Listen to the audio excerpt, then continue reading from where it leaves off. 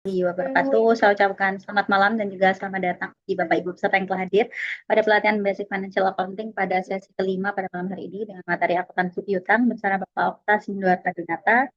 Kemudian untuk materi pada malam hari ini sudah tersedia di Amora Bapak Ibu, sehingga nanti Bapak Ibu dapat mengecek di LMS di Amora. Baik, kata berlama-lama mari kita dengarkan paparan materi pada malam hari ini oleh Bapak Okta. Waktu layar silahkan Bapak.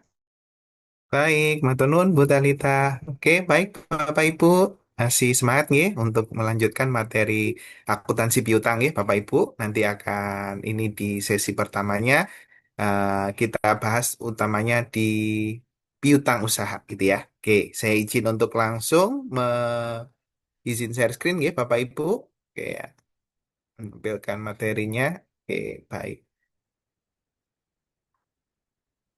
Oke, baik Bapak Ibu ya. Jadi hari ini kita akan membahas akuntansi piutang ya. Setelah kemarin kita membahas terkait dengan kas, hari ini kita akan membahas piutang. Nah, ini ya.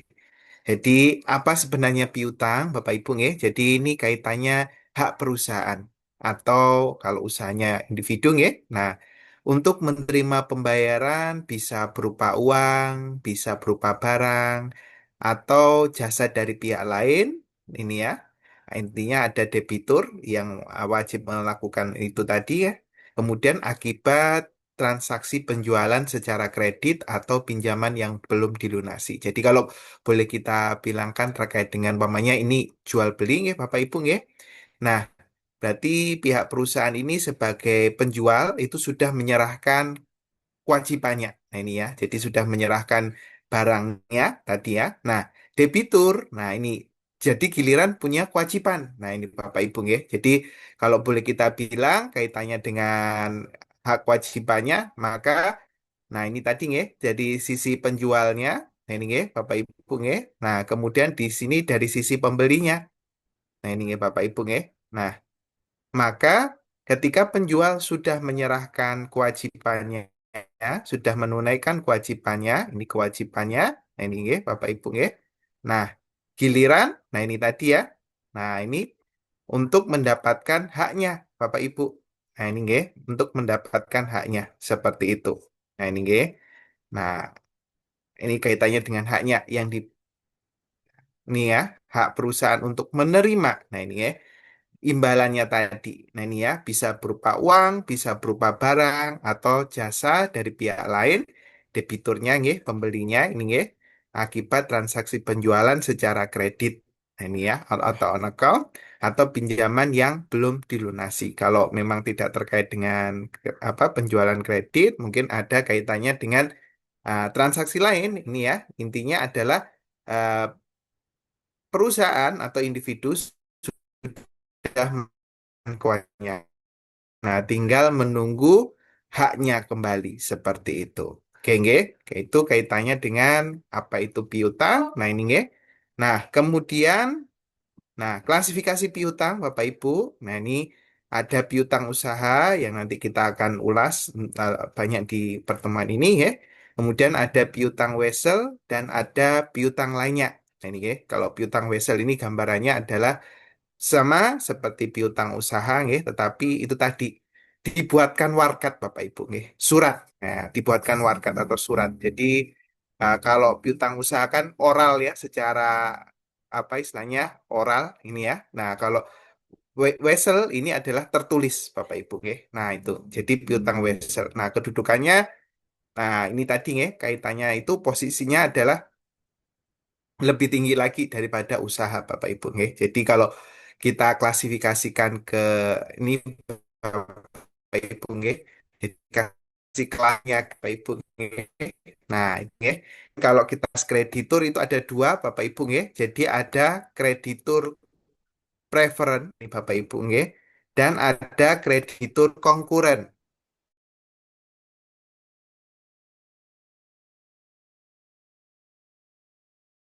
Ada jaminannya. Nah, ini posisinya yang lebih tinggi Bapak Ibu. Nah, ini ya. Nah, kalau kreditur konkuren, nah ini contohnya piutang usaha atau piutang wesel yang tanpa agunan. Nah, ini Bapak Ibu ya. Nah, itu posisinya lebih lemah Bapak Ibu. Jadi kalau lawan transaksinya tadi, debiturnya tadi pilot Bapak Ibu ya. Nah, maka akan didahulukan membagi yang preferennya Bapak Ibu. Nah, baru kalau ada sisa, itu akan dibagikan ke konkuren. Nah, kalau nggak ada sisa bagaimana? Ya, itu resikonya Bapak Ibu. Jadi kreditur konkuren ya memiliki resiko itu tadi. Jadi kalau memang budel pilot, jadi kalau perusahaan pilot itu Bapak Ibu ya, kan menyisakan yang namanya budel. Nah, budel pilot. Nah, budel pilot itu nanti akan dibagikan ya Bapak Ibu ya. Nah, yang pertama itu adalah ke kreditur preferen. Nah, baru sisanya adalah ke kreditur konkuren. Nah, piutang usaha ini hanya janji secara lesan ya Bapak Ibu ya. Posisinya agak lemah Bapak Ibu, yaitu kreditur konkuren. Nah, piutang wesel apalagi ada kolateralnya, ada jaminannya, maka dia lebih tinggi posisinya. Berarti klasifikasi kelasnya menjadi preferen. Nah, ini akan diprioritaskan kalau memang nanti budel pilot itu terbatas Bapak Ibu. Maka prioritasnya ke yang preferen dulu. Nanti kalau ada sisa baru ke konkuren. Nah, itu nih Bapak Ibu, itu kaitannya dengan uh, jenis-jenis kredit ya Bapak Ibu ya, kreditur ini ya. Nah, itu seperti itu. Nah, kemudian ada piutang lainnya. Nah, ini ya, piutang selain piutang usaha dan selain piutang wesel. Nah, kita coba ulas piutang usaha Bapak Ibu. Nah, piutang usaha ini adalah piutang yang merupakan hasil penjualan. Nah, kalau memang bukan dagang ya, berarti atau usaha secara kredit. Nah, ini ya, kalau terutama jasa ya, berarti usaha. Jadi penyerahan usaha secara kredit, tidak secara tunai ya, Bapak Ibu ya. Nah, piutang ini tersebut mencakup semua klaim uang ke entitas lain terkait dengan penjualan atau usaha. Nah, ini ya, jadi tadi sudah ditunaikan kewajibannya, gilirannya meminta haknya. Nah, berarti hak dari sisi penjual, maka adalah kewajiban dari sisi pembeli. Seperti itu, Bapak Ibu. Nah, kemudian piutang usaha ini biasanya diharapkan dapat ditagih dalam jangka waktu yang relatif singkat seperti 30 atau 60. Makanya ada apa istilahnya isyarat ini Bapak Ibu nggih N30. Nah ini Bapak Ibu nggih N30. Nah ini nggih. Nah ini N30, N60. Nah ini Bapak Ibu nggih. Atau EOM. Ini Bapak Ibu nggih terminnya ini Bapak Ibu nggih. Nah, ini 60. Nah, ini atau EOM Bapak Ibu nggih, end of month. Ini jadi diharapkan dilunasi pada akhir. Nah, ini Bapak Ibu nggih, bulan seperti itu nggih. Nah, kemudian kalau seperti itu temponya 30, 60 seperti itu rata-rata seperti itu kurang dari 1 tahun maka piutang usaha tersebut termasuk kategori aset lancar. Nah ini Bapak Ibu nggih. Jadi itu tadi kategorisasinya di dalam laporan posisi keuangan atau neraca nggih di dalam laporan keuangannya. Seperti itu. Nah, kemudian berikutnya, nah ini ya, piutang wesel. Nah, piutang di mana jumlah yang terutang, nah ini, oleh pelanggan telah diterbitkan instrumen kredit resmi secara tertulis. Ada warkatnya ya Bapak Ibu ya, secara tertulis juga. Nah ini ya. Nah, jika piutang wesel ini diharapkan dapat ditagih dalam jangka waktu 1 tahun, maka dalam neraca atau laporan posisi keuangan digolongkan sebagai aset lancar. Nah, ini Bapak Ibu nggih. Nah, kemudian ada piutang lainnya. Nah, ini ya. Piutang lain yang diharapkan dapat ditagih dalam waktu 1 tahun. Nah, ini ya. Diklasifikasikan sebagai aset lancar. Nah, ini ya. Kalau penagihan piutang lainnya itu dalam waktu 1 tahun, maka disebut aset lancar. Nah, jika penagihan diharapkan lebih dari 1 tahun, maka piutang ini diklasifikasikan sebagai aset tidak lancar, Bapak Ibu. Oke. Nah, ini tergantung jangka waktunya, Bapak Ibu. Nah, contoh piutang lainnya di sini bisa piutang bunga. Nah, ini Bapak Ibu ya. Ini kaitannya dengan ada kredit ya, Bapak Ibu pinjaman. Nah, ini ya. Nah, itu ada piutang bunga, kemudian piutang pajak. Nah, ini Bapak Ibu ya. Umumnya kita pakai nama akunnya uang muka pajak, Bapak Ibu ya. Jadi uang muka ini ya itu tadi Bapak Ibu ya kita ada transaksi. Nah, semisal kita adalah ini Bapak Ibu ya, jasa terutama. Nah, ini ya, jasa. Nah, jasa itu ketika lawan transaksi melakukan pembayaran. Nah, ini Bapak Ibu ya. Nah, itu biasanya akan melakukan pemotongan Bapak Ibu. Nah, ini ya. Jadi ketika ada pembayaran semisal ya 10 juta. Nah, ini nggih, kita tulis di sini 10 juta. Jasa nggih, Bapak Ibu nggih. Nah, maka terutang PPh tiga Bapak Ibu. Nah, ini nanti kita namai akunnya adalah uang muka PPh tiga. Nah, ini nggih, Bapak Ibu. PPh tiga. Nah, ini nggih.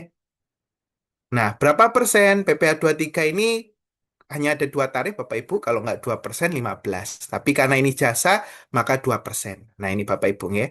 2% berarti semisal kita ambil di sini adalah 200.000. Nah, ini Bapak Ibu nggih. Nah, 200.000. Nah, ini Bapak Ibu nggih. Nah, maka nanti kita terima uangnya berapa? Nah, ini nggih.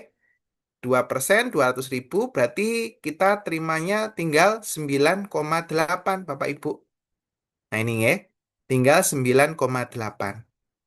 Nah, ini Bapak Ibu nggih. Nah, 9,8 juta. Nah, ini nggih. Berarti nanti kita terima kasnya segini. Kemudian ada uang muka. Nah, kemudian di sini adalah pendapatan usaha di kreditnya Bapak Ibu. Nah, ini ya. Jadi jurnalnya kas 9,8, uang muka PPh 23 200.000, kemudian pendapatan usaha 10 juta. Seperti itu Bapak Ibu nggih. Nah, PPh tiga ini posisinya adalah uang muka Bapak Ibu. Kenapa? Karena sifat PPh tiga ini sifatnya tidak final. Nah, tidak final berarti itu adalah uang muka pajak. Nah, ini Bapak Ibu ya. Jadi nanti kalau Bapak Ibu di akhir tahun ternyata pajaknya adalah semisal 1 juta. Nah, nah, tadi ada uang muka sudah 200.000, berarti tinggal 800.000 di akhir tahun. Seperti itu nggih, Bapak Ibu nggih. Jadi posisinya di sini adalah uang muka. Jadi uang muka PPh tiga. Nah, ini biasanya piutang pajak nggih, Bapak Ibu nggih, yaitu kita punya akunnya namanya biasanya uang muka pajak. Jadi waktu akhir tahun itu nanti di-offsetkan dengan beban pajaknya. Jadi kalau beban pajaknya ternyata 1 juta, kita sudah punya uang muka 200.000, maka sisanya adalah 800.000 yang nanti menjadi kurang bayar atau kita dalam PPh-nya PPh 29. Nah, ini Bapak Ibu nggih, seperti itu. Monggo, ada tanggapan dulu untuk ini Bapak Ibu? Untuk uang muka pajak ini, Bapak Ibu nggih, umumnya uang muka pajak nggih Bapak Ibu nggih, tapi kalau ini mungkin ada yang punya akun piutang pajak juga boleh Bapak Ibu nggih. Jadi akuntansi ini seni Bapak Ibu nggih. Jadi monggo silakan. Yang penting konsisten dalam melakukan penjurnalannya. Jadi nggak ganti-ganti. Tahun ini piutang, tahun depan uang muka kembali piutang. Nah, ini yang istilahnya harapannya dihindari seperti itu Bapak Ibu. Oke, itu untuk uang muka pajak, itu sifatnya yang tidak final nggih Bapak Ibu nggih. Nah, kalau semisal kita sewa tanah bangunan, nah itu kan sifatnya final nggih Bapak Ibu nggih. Maka jurnalnya bukan piutang pajak nggih, bukan uang muka pajak Bapak Ibu nggih, tapi langsung nantinya itu adalah beban. Nah, ini Bapak Ibu nggih. Jadi bukan uang muka. Jadi sifatnya karena final tadi seperti itu. Jadi selesai bayar, selesai urusan. Nah, kalau ini itu seperti uang muka, belum selesai urusan. Nah, itu nggih seperti itu. Monggo ada tanggapan dari Bapak Ibu, silakan.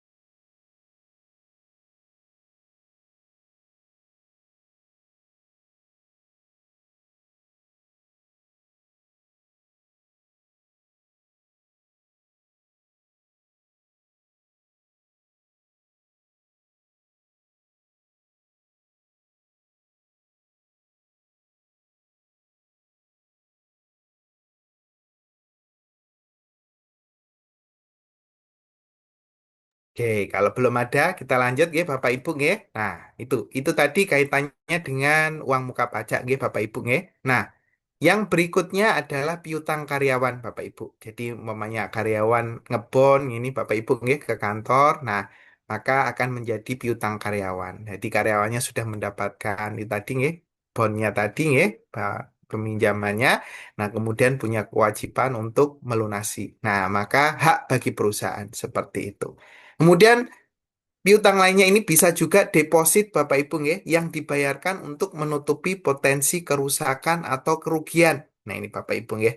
Jadi kalau semisal kita di hotel Bapak Ibu nggih, ada kalau kita pinjam barang-barang tertentu kita harus naruh deposit Bapak Ibu nggih. Nah, itu. Nah, ini nggih. Jadi atau ini intinya adalah itu tadi Bapak Ibu nggih. Nah, kita naruh uang kita dulu sebagai jaminan seperti itu Bapak Ibu nggih, kita manfaatkan. Nah, ini nggih. Nah, maka kalau itu tidak ada masalah, maka akan kembali. Sama seperti kalau Bapak Ibu mungkin ini Bapak Ibu nggih, reklame. Nah, ini Bapak Ibu nggih, reklame. Jadi kalau ke Bapak Ibu ke apa ini Bapak Ibu nggih ke Pemkot, nah ini Bapak Ibu nggih ke kantor apa Dispendanya Kota Surabaya nggih Bapak Ibu nggih di Cimerto itu Bapak Ibu nggih. Nah, kalau Bapak Ibu ngurus reklame nggih Bapak Ibu. Reklame ini unik sekali Bapak Ibu nggih. Jadi kita masang sendiri Bapak Ibu nggih. Kita desain sendiri, kemudian karena itu ngadep jalan, maka itu kena pajak Bapak Ibu. Nah, ini nggih Bapak Ibu nggih, agak unik Bapak Ibu nggih. Nah, jadi tidak selalu karena ini Bapak Ibu nggih kita masang untuk promosi di jalan-jalan Bapak Ibu nggih reklame macam-macam Bapak Ibu nggih ada yang persil ada yang yaitu tadi harian mungkin seperti itu nggih. Jadi kalau kantor perusahaan kita itu pakai plang nama dan ngadap ke jalan Bapak Ibu maka itu objek pajak reklame Bapak Ibu. Nah ini nggih. Nah, ketika Bapak Ibu ngurus reklame tadi, nah itu ada yang namanya jambong Bapak Ibu, jaminan bongkar. Nah ini Bapak Ibu ya. Jadi kalau Bapak Ibu ini dalam satu periode itu Bapak Ibu, entah itu Bapak Ibu masang sendiri itu tadi ya Bapak Ibu ya. Nah itu ada jambong Bapak Ibu. Nah ini ya. Nah jadi kalau periodenya Bapak Ibu masang itu, mamanya ini yang di pinggir jalan Bapak Ibu ya. Bapak Ibu pakai banner-banner seperti itu Bapak Ibu ya. Nah, mamanya periode reklamenya 2 hari Bapak Ibu. Nah, Bapak Ibu bayar jambong juga Bapak Ibu. Nah, kemudian setelah 2 hari tadi Bapak Ibu ngambil reklame tadi, banner-bannernya tadi. Nah, maka jambongnya akan kembali ke Bapak Ibu. Nah, tetapi kalau Bapak Ibu 2 hari ternyata ya sudah dilupakan, Bapak Ibu nggak ngambil, terus yang ngambil Satpol PP Bapak Ibu, maka jambongnya hangus Bapak Ibu. Jadi jambongan bongkar. Nah itu nggih.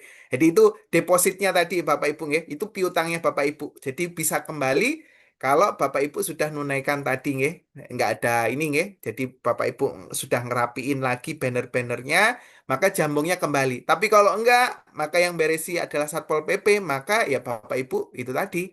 Nah, jambongnya hangus seperti itu nggih. Jadi itu nggih, itu perlakuannya kalau Bapak Ibu mengambil itu tadi nggih, berarti ada haknya Bapak Ibu untuk meminta itu kembali jambongnya. Ini Bapak Ibu nggih. Termasuk Bapak Ibu ini ketika masang ini Bapak Ibu nggih, plang perusahaannya Bapak Ibu itu kalau ngadep jalan Bapak Ibu nggih, ya itu tadi Bapak Ibu.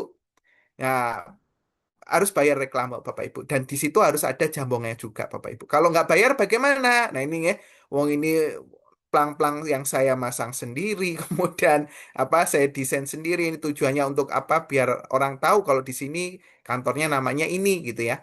Nah, kalau tidak bagaimana Bapak Ibu? Maka Bapak Ibu akan diterbitkan oleh Satpol PP, Bapak Ibu akan dipasang plang-plang ya, tidak membayar pajak seperti itu ya Bapak Ibu ya. Jadi ya itu tadi Bapak Ibu ya. Nah, makanya kadang kita tidak boleh istilahnya apa melihat kalau perusahaan itu nggak ada plang papan perusahaannya berarti nggak bonafit Bapak Ibu ya. Boleh jadi mereka tahu konsekuensinya Bapak Ibu sehingga kalau masuk kelihatan dari luar biasa-biasa aja Bapak Ibu ya. Ketika masuk ternyata wah ruangannya luar biasa di dalam ada plang namanya tapi di dalam kantornya Bapak Ibu ya. Jadi masuk ke ruang resepsionisnya itu sudah terlihat plang namanya. Jadi itu tadi Bapak Ibu boleh jadi mereka tahu Bapak Ibu bahwa ya itu tadi kalau mereka beri plang nama di luar ya maka ya itu tadi kita masang itu ngadep jalan nih. Nah ceritanya, nah maka ya itu harus bayar pajak reklame tadi. Nah ini ya. Nah kalau dua sisi dari sisi kanan sisi kiri, nah itu kali dua Bapak Ibu. Kemudian semakin tinggi semakin besar, nah ini Bapak Ibu ya.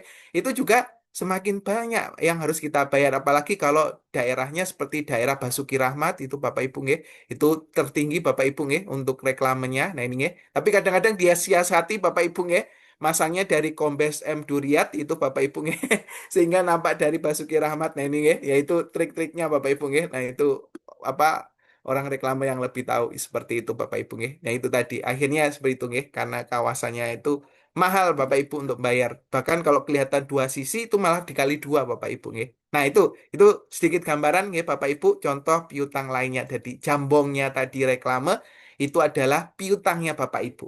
Nah, tapi kalau nggak ditunaikan ya tadi yang membereskan itu tadi ya terpaksa jambongnya hangus. Seperti itu nggih Bapak Ibu nggih.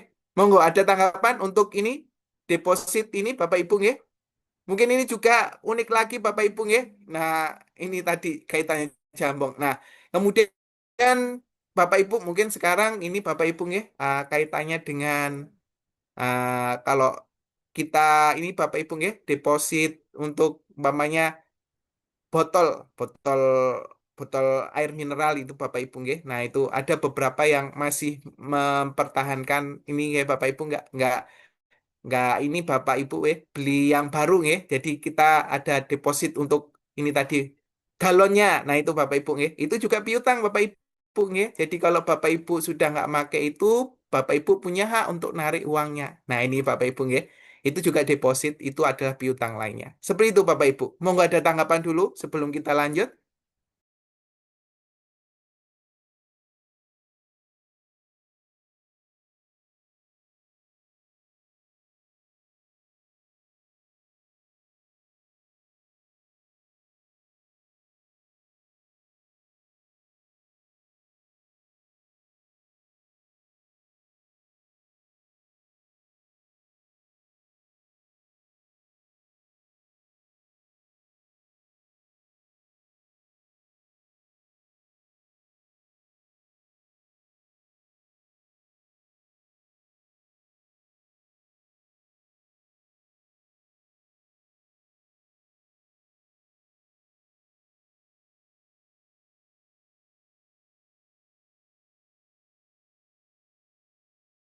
Oke, kalau belum ada kita lanjut ya Bapak Ibu. Itu tadi macam-macamnya piutang lainnya Bapak Ibu nggih. Masih banyak lagi sebenarnya Bapak Ibu nggih. Monggo nanti kalau ada ini apa kita sharing Bapak Ibu nggih yang di-sharingkan silakan. Nah, kemudian nah ini kita kembali lagi ke piutang usaha. Nah, pengakuan piutang usaha. Nah ini ya. Piutang usaha umumnya timbul sebagai bagian dari pengaturan pendapatan. Nah ini Bapak Ibu nggih. Jadi revenue recognition Bapak Ibu nggih. Nah, prinsip pengakuan pendapatan menunjukkan bahwa suatu perusahaan harus mengakui pendapatan ketika perusahaan tersebut memenuhi kewajiban kinerjanya. Nah, dengan mentransfer barang atau jasa kepada pelanggan. Jadi kalau sudah ditunaikan kewajibannya, sudah boleh nih diakui sebagai pendapatan. Nah, ini Bapak Ibu nggih, terlepas nah tadi nggih masih ada yang belum ditunaikan oleh debiturnya. Nah, ini nggih oleh customer ini nggih. Nah, itu enggak apa-apa. Jadi boleh untuk langsung diakui sebagai pendapatan. Nah, ini nggih pendapatannya adalah secara kredit seperti itu. Nah, kemudian di sini ada pengakuan piutang usaha, nggih, ada contoh kasusnya. Pada 3 Januari 2026 ada PT Dahe ini menjual barang dagangannya secara kredit berupa 10 unit PC personal komputer dengan harga jual 5 juta per unit kepada PT Terbaik dengan harga pokok penjualan 40 juta. Nah, secara kredit nih Bapak Ibu nggih, berarti muncul piutang nantinya. Nah, di sini kita ada dua jenis atau dua macam pencatatan nggih, ada periodik, ada perpetual Bapak Ibu. Nah, ini nggih. Nah, tergantung akunnya Bapak Ibu seperti apa atau pilihannya seperti apa nggih. Nah, kalau periodik maka jurnalnya adalah piutang usaha PT Terbaik 50 juta, kita catat ke buku besar pembantu piutang usaha PT Terbaik tadi nggih. Kemudian penjualan. Nah, penjualannya adalah 50 juta. Nah, itu kalau periodik ya Bapak Ibu nggih. Nah, ini termasuk jurnal khusus nggih Bapak Ibu karena ada buku besar pembantu piutang usahanya juga. Nah, ini nggih. Nah, itu kita catatnya secara predik. Nah, kemudian kalau perpetual bagaimana? Nah, ini nggih. Sama, hampir sama, yaitu piutang usaha PT Terbaik 50 juta, kita masukkan ke buku besar pembantu piutang usaha PT Terbaik. Kemudian ada penjualan. Nah, ini ya, berarti penjualannya kita sudah tunaikan, cuman secara kredit maka muncul piutang usaha. Nah, kemudian karena ini perpetual, nah ini diamati terus Bapak Ibu, kita ada margin berapa nih? Nah, ini ya. Maka ada HPP, harga pokok penjualan 40 juta, kemudian barangnya keluar kan Bapak Ibu nggih. Nah, maka ada persediaan di kredit. Nah, ini ya 40 juta. Jadi dari sini kita bisa tahu, oh marginnya 10 juta. Seperti itu. Jadi bedanya periodik sama perpetual itu tadi Bapak Ibu nggih. Kalau periodik itu hitung-hitungannya di akhir Bapak Ibu nggih. Marginnya berapa baru kelihatan di akhir. Tapi kalau perpetual itu setiap transaksi diikuti Bapak Ibu. Nah, ini nggih. Jadi seperti itu. Nah, ini nggih. Nah, mana yang terbaik? Nah, semua tergantung ya Bapak Ibu ya. Nah, Bapak Ibu mau yang seperti apa? Ya udahlah nanti di akhir hitung-hitungannya atau mau diikuti terus setiap ini tadi ya penjualannya seperti itu mau di tracing terus. Nah, itu. Monggo ada tanggapan untuk kasus pengakuan piutang usaha ini. Silakan.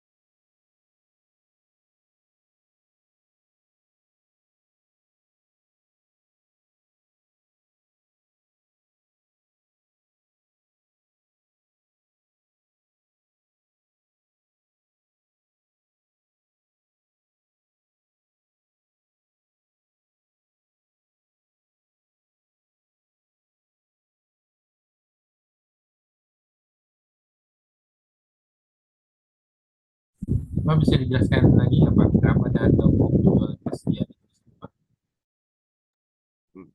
Terkait dengan HPP-nya gitu kah Pak Irfani? Betul Pak, kenapa dijelaskan oleh si itu kan penjualan biasa 5 juta per unit Pak. Ya. Akan cukup itu saja Pak. Oke, baik ya. Jadi ini kaitannya dengan total 50 jutanya nggih. Jadi di sini harga jualnya adalah 5 juta per unit nggih Bapak Ibu nggih. Nah, unitnya yang dijual ini 10 Bapak Ibu. Berarti 5 juta kali 10 50 juta. Nah, ini Bapak Ibu nggih. Nah, kemudian harga pokoknya totalnya tadi. Nah, ini ya. Nah, kita dapat infonya adalah 40 juta Bapak Ibu nggih. Terlepas nanti di HPP ini macam-macam ya Bapak Ibu nggih. Ada yang apa metodenya first in first out kah ataukah metodenya adalah apa average. Nah, ini Bapak Ibu nggih. Nah, itu semuanya ini nanti Bapak Ibu akan mohon ditunggu nggih. Nanti di persediaan itu akan dibahas nggih Bapak Ibu nggih terkait dengan apa harga pokoknya. Ini pilihannya. Nah, walaupun sekilas kalau boleh kita bilang ini average dengan first in first out itu sama baiknya Bapak Ibu nggih. Nah, itu tadi. Nah, jadi tergantung Bapak Ibu nggih, mana yang menguntungkan. Nah, ini nggih. Nah, ini bisa ke arah perencanaan pajaknya Bapak Ibu nggih. Apa lebih baik mana? Pakai average kah atau pakai first in first out? Nah, ini Bapak Ibu nggih. Nah, ini tergantung Bapak Ibu nggih. Nah, tapi dari situ ini nanti kalau kita bisa lihat Bapak Ibu nggih. Jadi kalau apa eh, Vivo, nah ini ya. Vivo periodik dengan Vivo perpetual ini HPP-nya hasilnya sama Bapak Ibu. Nah ini ya. Cuman kalau average metode rata-rata, average yang periodik dengan average perpetual itu berbeda hasilnya HPP-nya Bapak Ibu ya. Nah ini kita langsung aja Bapak Ibu ya. HPP-nya adalah 40 juta Bapak Ibu ya. Nah itu. Nah jadi nanti lebih jelasnya ini tadi nggih, monggo ditunggu nggih materi terkait dengan ini tadi nggih, persediaannya tadi. Nah, itu nggih. Jadi itu. Tapi kalau dari sisi pajaknya bagaimana? Nah, kalau dari sisi Vivo, Bapak Ibu nggih, kan terkadang pemeriksa pajak itu kan lihatnya ini Bapak Ibu nggih, nggak ngikuti. Nah, diambil jalan tengah gitu nggih Bapak Ibu nggih. Boleh kita ambil masuk ke periodik nggih Bapak Ibu nggih. Nah, kita pinginnya perpetual setiap transaksi pingin tahu gitu ya. Kita margin ambil berapa nih seperti itu. Nah, di situ tidak ada istilahnya boleh kalau kita bilang dispute sengketa enggak ada Bapak Ibu nggih. Nah ini ya. Nah ini. meminimalisir. Tapi kalau average itu memang lebih mudah Bapak Ibu nggih, tinggal mensam-samkan persediaannya Bapak Ibu nggih, kemudian narik ke bawah. Nah, cuman itu tadi Bapak Ibu, pemeriksa kan terkadang ngambilnya langsung gelontoran itu nggih Bapak Ibu nggih, periodik. Nah, ini Bapak Ibu nggih. Nah, sehingga hasilnya beda dengan punyanya perusahaan. Nah, itu Bapak Ibu nggih. Nah, sering dispute-nya di situ Bapak Ibu. Nah, ini kasusnya 40 juta ini sudah diketahui Bapak Ibu nggih. Nah, kalau umpamanya belum, nah itu tadi banyak pilihannya. Monggo nanti ditunggu di pembahasan akuntansinya tadi ya, nanti di materi persediaan itu nggih atau di apa eh, beban nggih, harga pokok penjualan nanti nggih, monggo ditunggu. Nah ini nggih. Jadi 40 juta. Nah, kemudian 50 juta tadi karena 5 juta kali 10 unit Bapak Ibu. Jadi 50 juta. Nah, ini nggih. Jadi HPP.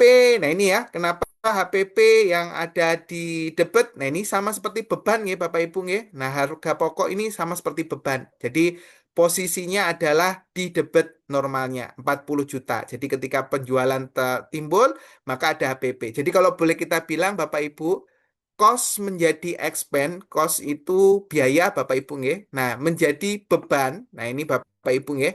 Itu ada tiga. Nah, ini Bapak Ibu nggih. Jadi yang pertama karena bisa di tracing dengan penjualannya. Nah, harga pokok penjualan ini bisa di tracing dengan penjualannya Bapak Ibu nggih. Sehingga posisinya adalah sama seperti beban. Nah, harga pokok penjualan. Nah, kemudian yang kedua itu karena systematic allocation and rasional Bapak Ibu. Nah, itu contohnya penyusutan Bapak Ibu nggih. Jadi kita beli uh, Aktiva Bapak Ibu nggih. Nah, itu tidak boleh langsung jadi beban Bapak Ibu, tetapi dialokasikan sistematis dan rasional Bapak Ibu. Nah, makanya kita nanti nyatetnya di sini adalah beban penyusutan. Nah, penyusutannya nanti boleh milih metodenya.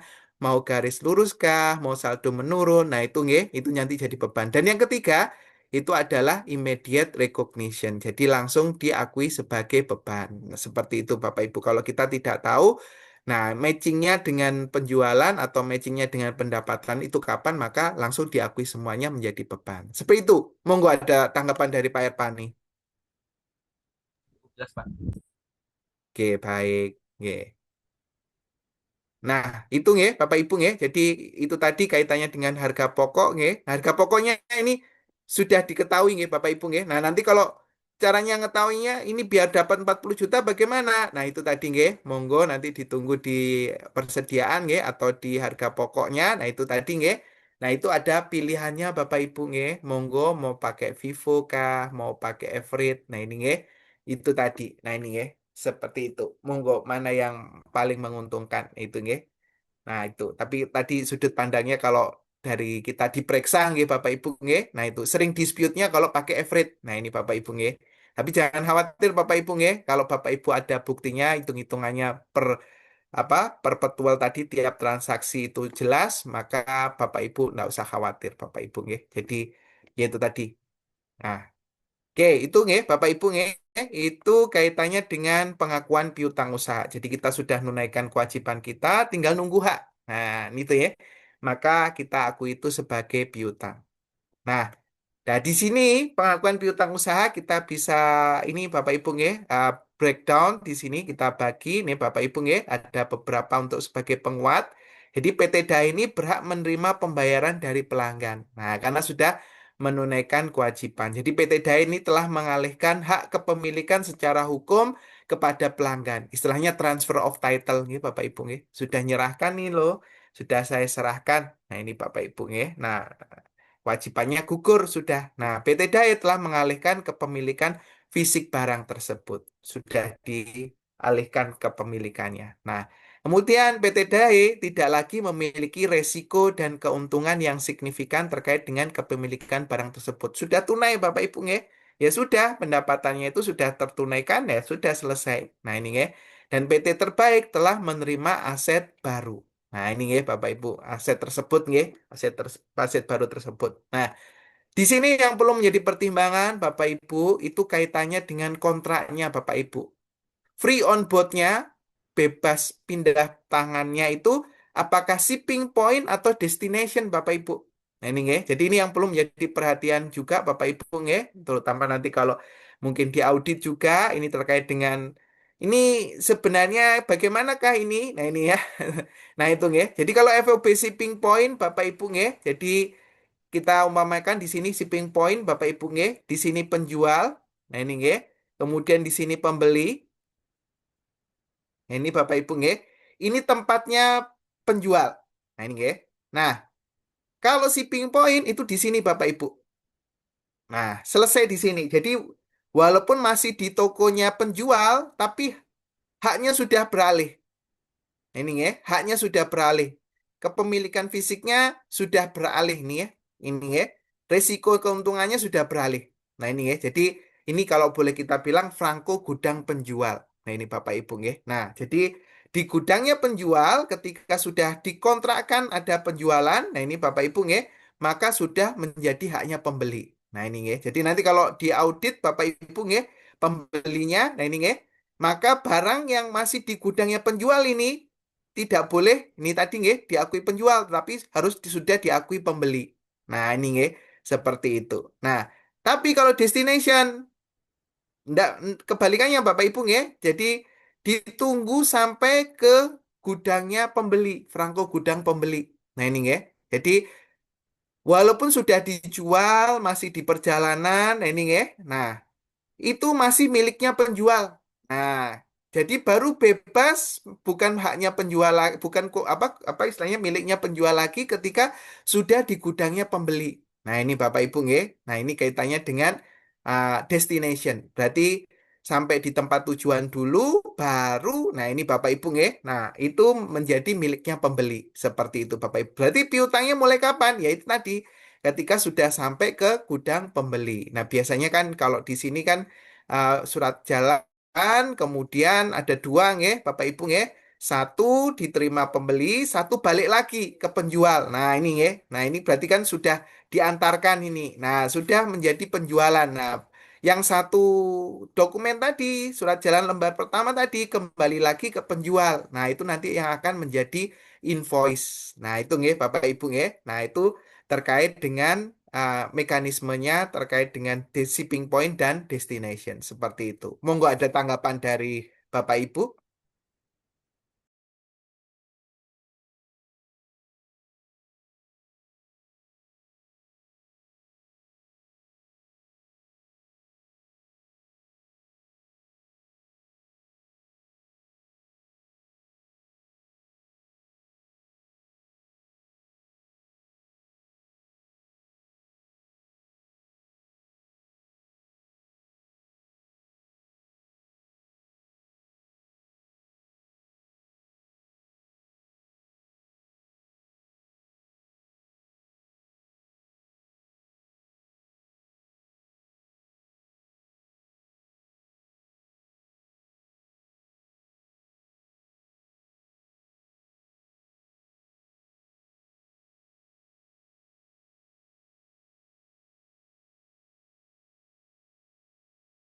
Oke, kalau belum kita lanjutkan ya Bapak Ibu. Jadi itu tadi terkait dengan pengakuan piutang usaha. Nah, ini ya. Nah, berikutnya, nah ini Bapak Ibu, anjak piutang. Nah, ini ya. Perusahaan sering menjual piutang mereka kepada perusahaan lain. Tujuannya adalah likuiditas, Bapak Ibu. Nggih. Jadi kalau boleh kita bilang, kadang cash is the king, Bapak Ibu. Nggih. Nah, jadi kalau piutangnya banyak, yaitu tadi terpaksa terkadang itu ya, menjual piutangnya tersebut. Nah, ini disebut sebagai anjak piutang, Bapak Ibu. Nggih. Nah, pembeli piutang tersebut disebut perusahaan anjak piutang atau factoring ya, atau faktor ini ya. Nah, itu.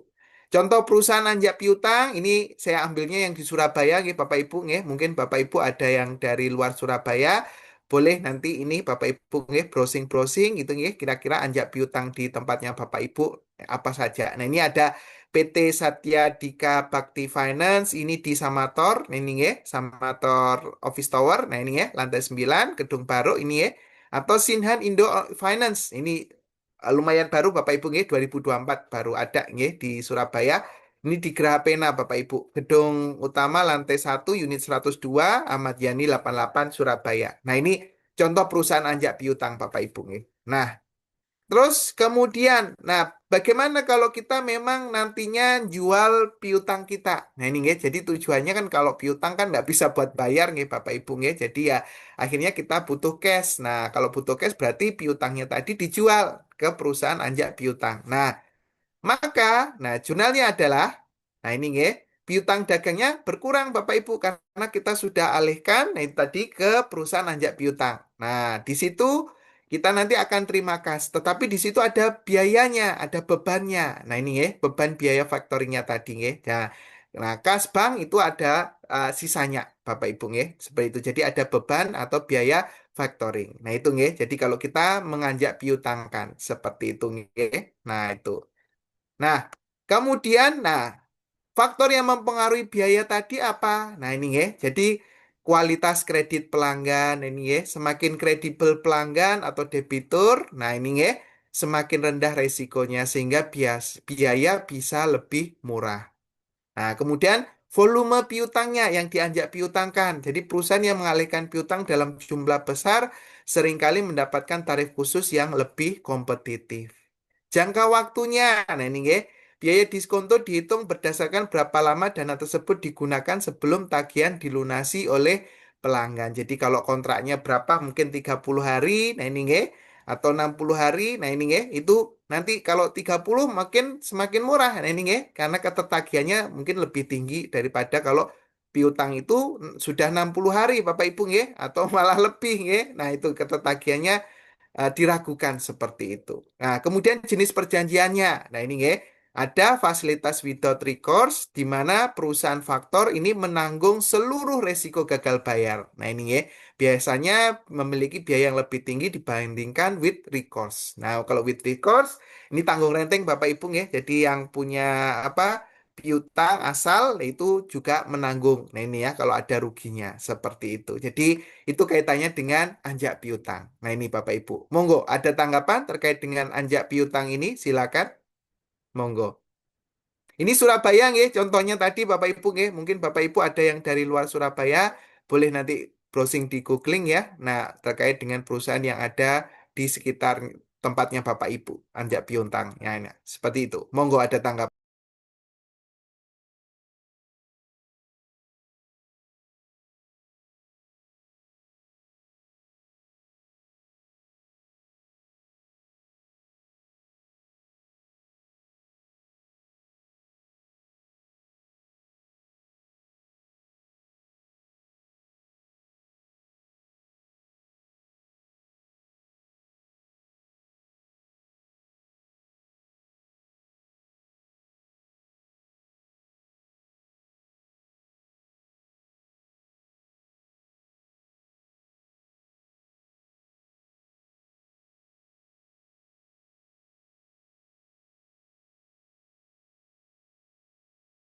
Oke, baik. Kalau belum, kita lanjutkan nggih, Bapak Ibu. Itu tadi opsi nggih untuk mendapatkan cash. Nah, ini nggih, karena piutang kan itu tadi nggih, Bapak Ibu nggih, tidak kadang apa likuiditasnya itu tadi nggih perlu istilahnya ah, dalam bentuk cash ya, cash is the king. Nah, maka bisa dianjak piutangkan seperti itu nggih. Walaupun piutang ini sebenarnya juga liquid nggih, Bapak Ibu nggih.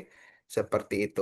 Nah, piutang tak tertagih. Nah, terlepas dari seberapa hati-hati suatu perusahaan dalam memberikan kredit, nah, beberapa penjualan kredit akan tetap tidak dapat ditagih. Nah, beban operasional yang dicatat dari piutang tak tertagih ini disebut sebagai beban piutang tak tertagih, Bapak Ibu, nggih. Seperti itu.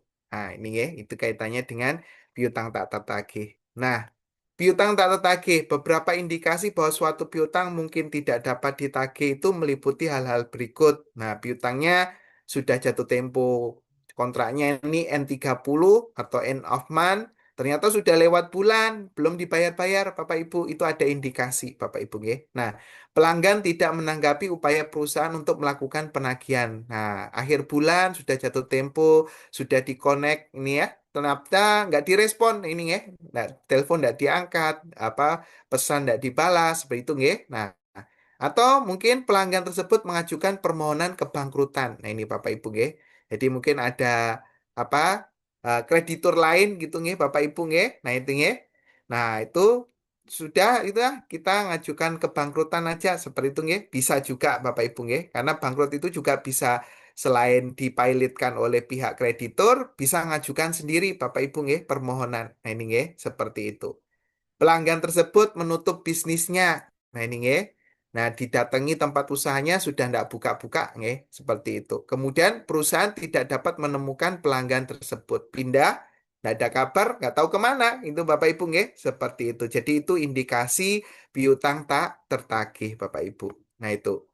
Nah kemudian, nah ada dua metode dalam pencatatan piutang tak tertagih, Bapak Ibu. Ada metode penghapusan langsung dan ada metode penyisihan. Kalau metode penghapusan langsung ini mencatat beban piutang tak tertagih ketika benar-benar tidak dapat ditagih. Nah, kalau metode penyisihan ini membentuk cadangan, nggih, Bapak Ibu, cadangan piutang tak tertagih, yaitu mencatat beban piutang tak tertagih dengan memperkirakan piutang tak tertagih pada akhir periode akuntansi. Nanti kita akan bahas ada dua, nggih, paling tidak, itu nggih, bisa kita dasarkan dari apa? Penjualannya, kita ambil berapa persentase itu berdasarkan pengalaman, nggih, Bapak Ibu, nggih, atau kita buat umur piutang. Nah, ini aging schedule. Nah, ini Bapak Ibu nggih. Nanti kita akan ulas di pertemuan ini juga Bapak Ibu nggih. Jadi itu Bapak Ibu nggih. Jadi kalau yang pertama tadi langsung jadi bad debt expense atau beban piutang tak tertagih ketika tidak dapat ditagih. Tapi kalau yang metode penyisian kita diminta untuk membuat cadangan. Nah, ini nggih, cadangan piutang tak tertagih. Nah, ini contoh metode penghapusan langsung nggih. Pada 10 Mei, piutang kepada PT Terbaik diperkirakan tidak dapat ditagih. Nah, langsung kita jurnal Bapak Ibu. Beban piutang tak tertagih 4.200.000 pada piutang usaha PT Terbaik 4.200.000 Bapak Ibu nggih. Nah, itu. Nah, kita bisa menjurnal akuntansi, tetapi kalau secara perpajakan tidak sesimpel itu, Bapak Ibu. Nah, ini nggih. Jadi, nah makanya nanti kalau tidak memenuhi itu, maka harus dikoreksi, Bapak Ibu. Bolehlah accounting nyatet ini, tetapi di pajak beban ini tidak boleh ada. Jadi syaratnya agak berat, Bapak Ibu. Agar piutang itu benar-benar bisa menjadi beban. Nah, ini nggih. Nah, yang pertama, Bapak Ibu, sudah jadi beban. Oke, ini sudah terpenuhi. Yang kedua, Bapak Ibu, nah, informasi ini harus disampaikan ke DJP. Siapa yang tidak bisa bayar tadi? Nah, itu nggih. Yang ketiga, diperkarakan di persidangan. Nah, ini Bapak Ibu nggih. Nah, ini masuk ke pengadilan kasusnya. Kemudian diumumkan di media massa. Berat Bapak Ibu syaratnya. Nah, ini nggih. Jadi kalau memang kondisinya, loh, saya real ini piutangnya nggak ada, ini nggak bisa ditagih, wong didatangi lokasinya sudah nggak ada lagi perusahaan itu. Nah, ini nggih. Nah, maka ya itu tadi Bapak Ibu. Secara accounting bolehlah itu menjadi beban, tetapi secara pajak tidak boleh Bapak Ibu. Nah ini ya. Tapi kalau di keempat syarat itu bisa memenuhi, nah itu Bapak Ibu ya. Nah itu baru bisa tadi. Nah itu tadi ya. Boleh menjadi beban secara pajak. Nah itu tadi ya Bapak Ibu ya. Nah ini kenapa kok begitu sulit Bapak Ibu? Karena, nah ini Bapak Ibu ya. Nah, orang yang mendapatkan pembebasan piutang ini tadi Bapak Ibu nggih. Nah, maka kan mereka ada utang nggih. Nah, ketika dapat utang apa utang ini ya, kan mereka utang nggih Bapak Ibu nggih. Nah, maka utangnya itu menjadi di debit Bapak Ibu. Nah, akhirnya menjadi pendapatan. Nah, ini Bapak Ibu. Berarti jurnalnya ketika menghapus utang mereka adalah utang pada pendapatan. Nah, ini Bapak Ibu. Nah, ini. Makanya tadi begitu berat syaratnya Bapak Ibu kalau dipajak. Kenapa? Karena nanti yang mendapatkan pembebasan ini nanti akan dicari pendapatannya. Nah, itu harus dicatat, mereka harus nyatet itu sebagai pendapatan. Nah, itu Bapak Ibu nggih. Kecuali kalau lembaga keuangan nggih Bapak Ibu, kalau lembaga keuangan boleh nggih Bapak Ibu. Nanti malah diminta untuk buat cadangan pakai yang metode penyisian seperti itu Bapak Ibu. Monggo ada tanggapan dulu terkait dengan metode penghapusan langsung ini? Sekali lagi accounting bolehlah ini Bapak Ibu ya. Oh real ini. Nggak ini ya. Nggak bisa tertagih ini. Mau didatangi kantornya nggak ada ya Bapak Ibu ya. Tapi secara pajak nggak boleh Bapak Ibu. Harus memenuhi empat syarat tadi. Sangat berat Bapak Ibu. Nah ini ya. Kenapa berat itu tadi? Karena yang mendapatkan pembebasan piutang indebtedness tadi, nah itu akan dikejar pendapatannya. Nah, itu akan dikejar pendapatannya. Nah, sudah nggak ngelaporin sebagai pendapatan seperti itu? Ngatan nggih Bapak Ibu? Monggo ada tanggapan.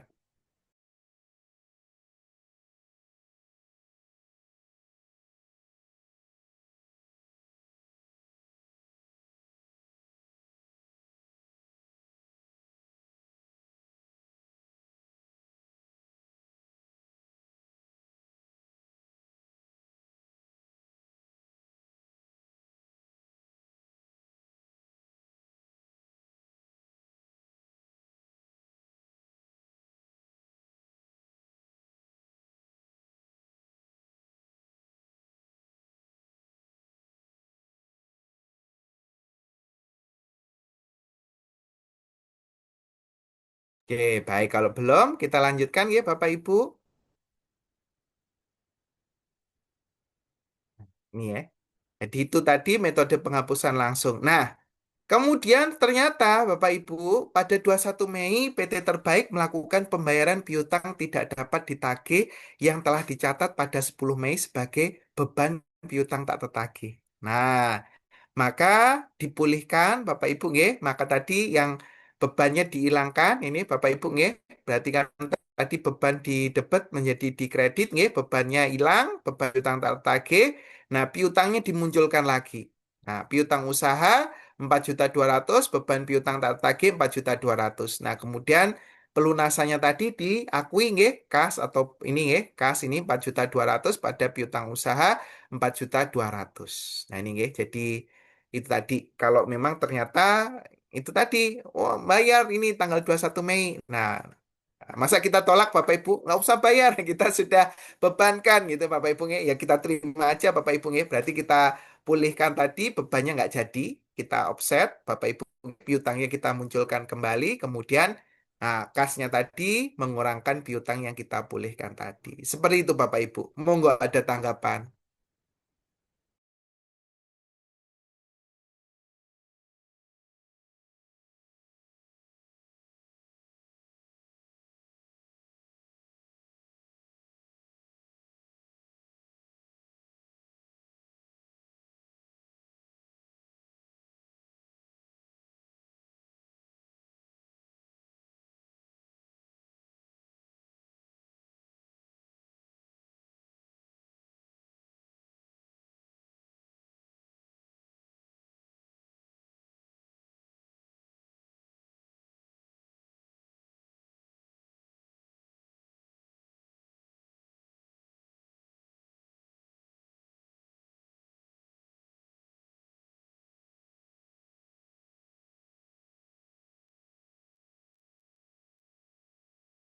Monggo Bu Peggy. Ya Pak, ini maaf saya kan barusan join Siap Ibu. Nggih. ya. Ini yang metode penghapusan langsung ini kan maksudnya kan kita kan ngejual ke customer, tapi customernya ternyata nggak bisa bayar gitu ya. Betul Ibu. Nggih. Nah ini kan muncul lagi ternyata ada pembayaran masuk. Tapi misal yang yang tertagih kan harusnya kan 4.200.000. Misal customer mampunya bayarnya cuma 2 juta gitu, sisanya gimana ya Pak? Nggih, baik Bu Peci. Nah, kalau kaitannya mampunya 2 juta berarti yang dipulihkan piutangnya sebesar 2 juta saja Bu Peggy. Jadi yang sisanya 2.200.000 tetap menjadi beban piutang tertagih. Berarti nanti membentuknya piutang usaha kita munculkan 2 juta semampunya customer tadi, kemudian bebannya kita turunkan yang mulanya 4.200.000 menjadi tadi tinggal 2.200.000 dengan di sini ada 2 juta seperti itu. Kemudian kas pada piutang sebesar 2 juta. Seperti itu Bu Peggy. Monggo ada tanggapan.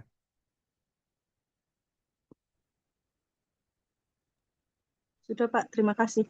Oke, terima kasih kembali Ibu. Nah, seperti itu nggih Bapak Ibu nggih. Monggo. Jadi ini sesuai kesepakatan ya Bapak Ibu ya. Jadi yaitu tadi kalau memang mampunya 2 juta nggih enggak apa-apa Ibu Bapak Ibu nggih. Jadi kalau ini tadi bebannya adalah 4.200.000 mampunya 2 juta berarti kita pulihkannya hanya sebesar 2 juta saja Bapak Ibu. Piutangnya 2 juta. Nah, ini ya. Berarti ini 2 juta. Berarti nanti beban piutangnya adalah sebesar 2.200.000 seperti itu Bapak Ibu.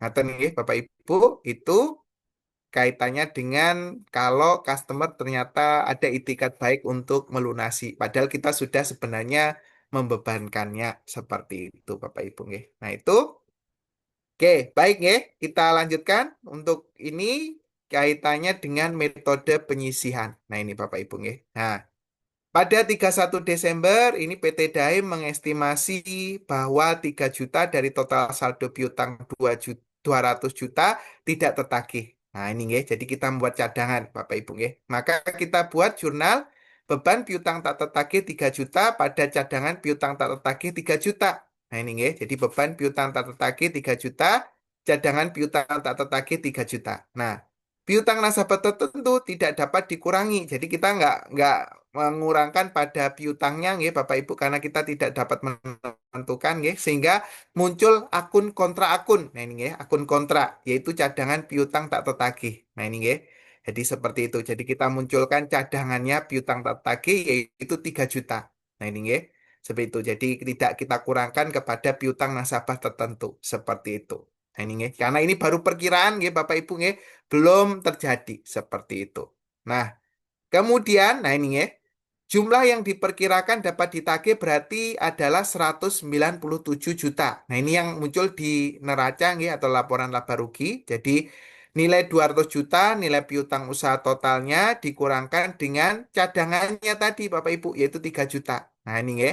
Nah, nilai tersebut, nah ini ya, disebut sebagai nilai realisasi bersih atau NRV, Bapak Ibu, ya, Net Realizable Value. Nah, ini ya. Nah, jurnal penyesuaian nah ini mengurangi piutang hingga menjadi nilai realisasi bersih atau NRV piutang dan mencocokkan beban tak tertagih dengan pendapatan. Jadi kita matchkan yang tadi ya, bebannya itu tadi sebagai pengurang pendapatan. Seperti itu Bapak Ibu. Nah, itu ya. Itu kalau metode penyisihan. Beda dengan tadi ya, kalau penghapusan langsung berarti ada yang confirm tidak bisa, nah ini ya langsung kita akui sebagai beban. Nah ini ya. Nah kemudian ya itu tadi kalau yang ini penyisian berarti sebenarnya belum ada yang confirm mau tidak bisa membayar gitu nggih Bapak Ibu nggih. Tetapi kita sudah buat cadangan dulu seperti itu. Nah, terus kemudian ternyata pada 21 Januari akun piutang usaha PT Terbaik sebesar 600.000 dihapus karena tidak dapat ditagih. Nah ini nggih. Maka kita pakai cadangan tadi. Nah cadangan tadi kan dikredit nggih Bapak Ibu, kita pakai berarti kita kurangi di debit sebesar 600.000 kemudian piutangnya yang tidak tadi nggih, tidak bisa ditagih tadi kita pindah ke kredit nggih, kita tutup. Nah ini nggih 600.000 ya piutang kepada PT Terbaik. Nah ini mohon perhatian terkait dengan akun penyisian atau cadangan piutang tertagih yang dikreditkan sebelumnya didebit pada saat penghapusan piutang. Jadi bukan pada beban piutang tak tertagih. Jadi kalau metode penyisian, kalau tadi penghapusan langsung ya, jurnalnya adalah beban piutang tak tertagih pada piutang usaha. Tetapi kalau metode penyisian itu cadangannya Bapak Ibu. Jadi bukan beban piutang pada piutang, tetapi cadangannya kita pakai cadangan piutang tak tertagih pada piutang usaha. Monggo ada tanggapan untuk ini, silakan.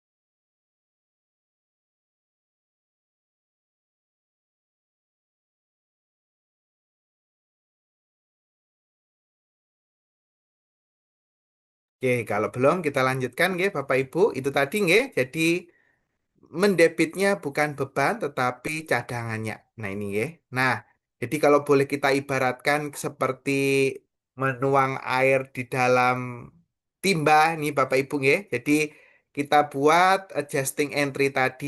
Nah ini nggih, beban pada cadangannya. Nah ini tadi bucketnya, kita timbanya ini tadi nggih, Bapak Ibu nggih. Kita masukkan itu tadi, ini jurnalnya beban piutang tertagih pada cadangan piutang tertagih. Nah, kemudian ketika ada yang terjadi, nah ini Bapak Ibu nggih, ada yang eh, perlu ini untuk menerima pembebasan tadi. Nah, ini ya. Nah, maka itu tadi it- dituangkanlah cadangan tadi pada piutangnya seperti itu Bapak Ibu. Ini metode allowance seperti itu Bapak Ibu ya. Jadi kalau ibaratkan kita menuang di dalam timba itu Bapak Ibu ya, kita isi air dalam timba itu untuk membuat cadangan. Nah, cadangan itu kita pakai ketika kita perlu. Nah, ini ya. Untuk ini tadi ada yang perlu ini tadi nggih penghapusan tadi seperti itu. Nah ini nggih. Jadi itu kalau kita ibaratkan dalam bentuk ilustrasi nggih seperti ini. Nah ini nggih Bapak Ibu nggih. Nah itu kemudian ini kita lihat di saldonya. Nah ini Bapak Ibu nggih. Nah, setelah menjurnal realisasi penghapusan piutang tak tertagih pada PT Terbaik sebesar 600.000, maka cadangan piutang tak tertagih memiliki saldo 2.400.000. Nah ini ya, berarti tadi kan cadangan yang dibentuk, nah ini ya, paket yang dibentuk, apa timba yang dibentuk airnya itu nggih, nilainya 3 juta. Nah, kemudian kita tumpahkan, kita tuangkan kepada yang meminta tadi ya 600.000. Nah, adalah 2.400.000. Jadi 1 Januari saldonya 3 juta, realisasinya ada realisasi penghapusan 21 Januari 600.000. Berarti saldonya adalah 2.400.000. Monggo, ada tanggapan untuk ini Bapak Ibu?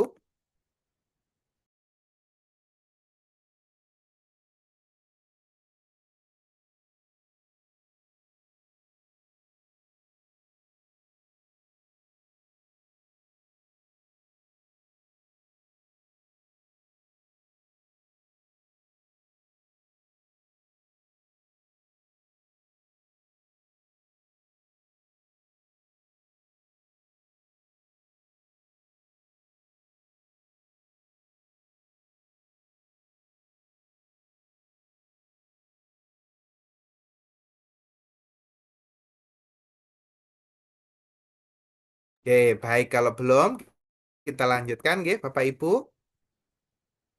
Nah, ini.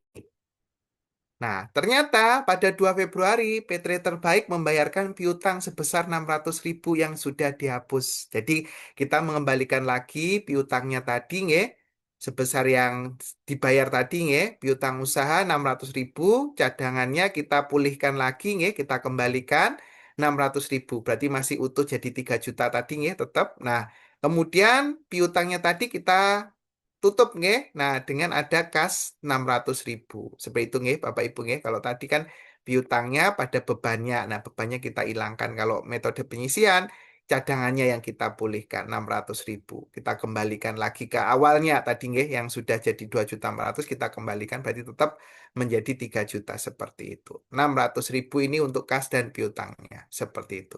Monggo ada tanggapan.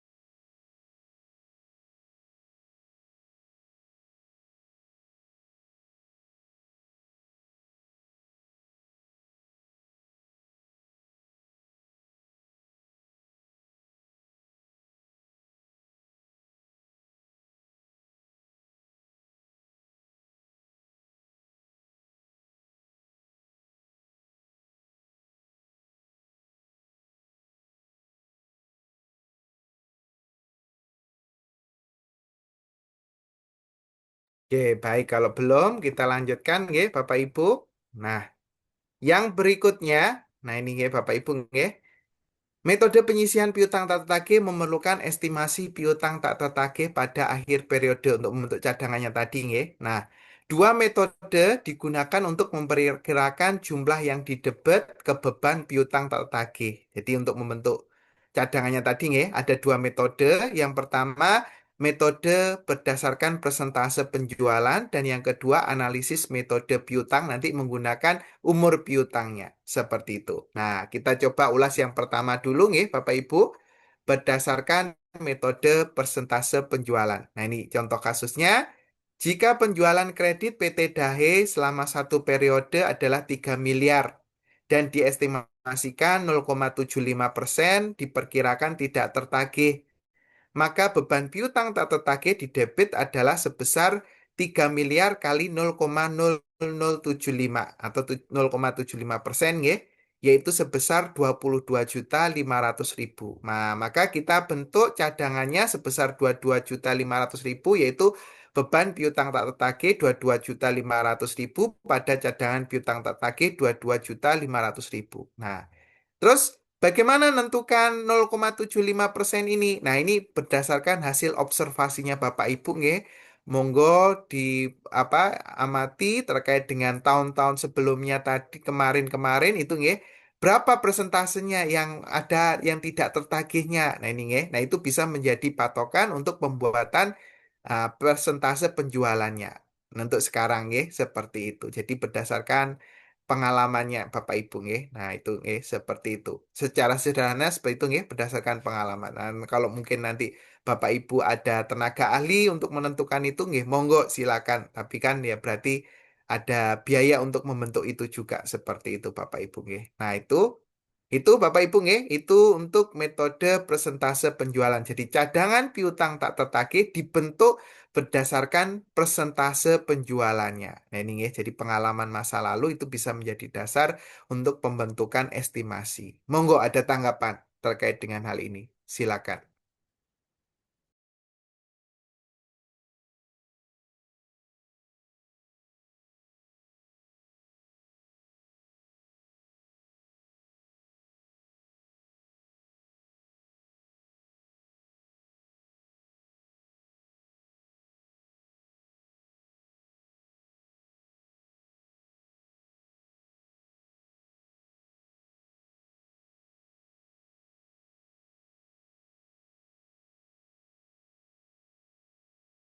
Oke, baik kalau belum, oke Bapak Ibu, analisis metode piutang. Nah, ini ya.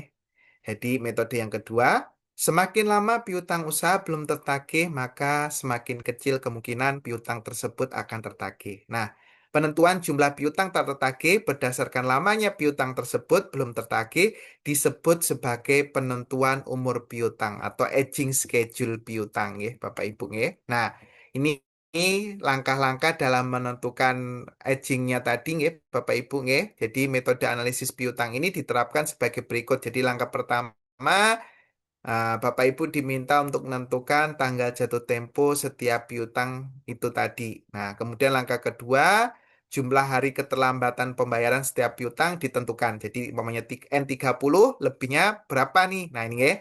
Kemudian langkah ketiga, setiap piutang ditempatkan dalam kelas umur piutang berdasarkan jumlah hari keterlambatan. Nah, ini untuk ngelompokannya mau 15 harian, mau 10 harian, mau 30 harian, ini bebas Bapak Ibu nggih. Monggo itu tadi nggih.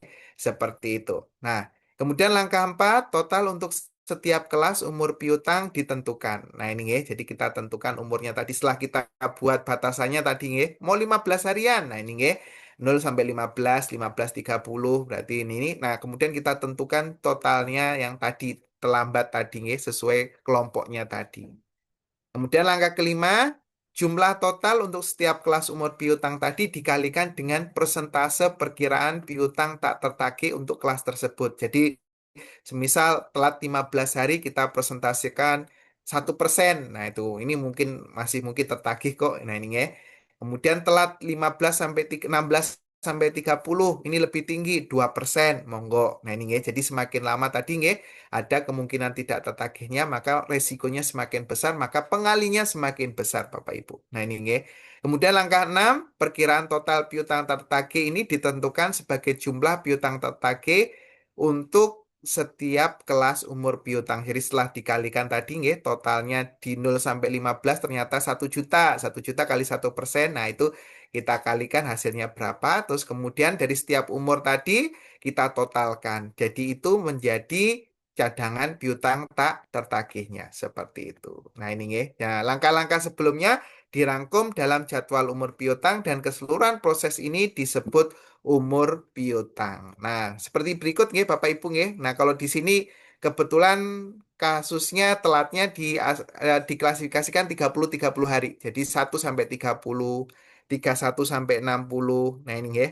61 sampai 90, 91 sampai 180, kemudian 181 sampai 365, kemudian lebih dari 365. Nah, ini nggih.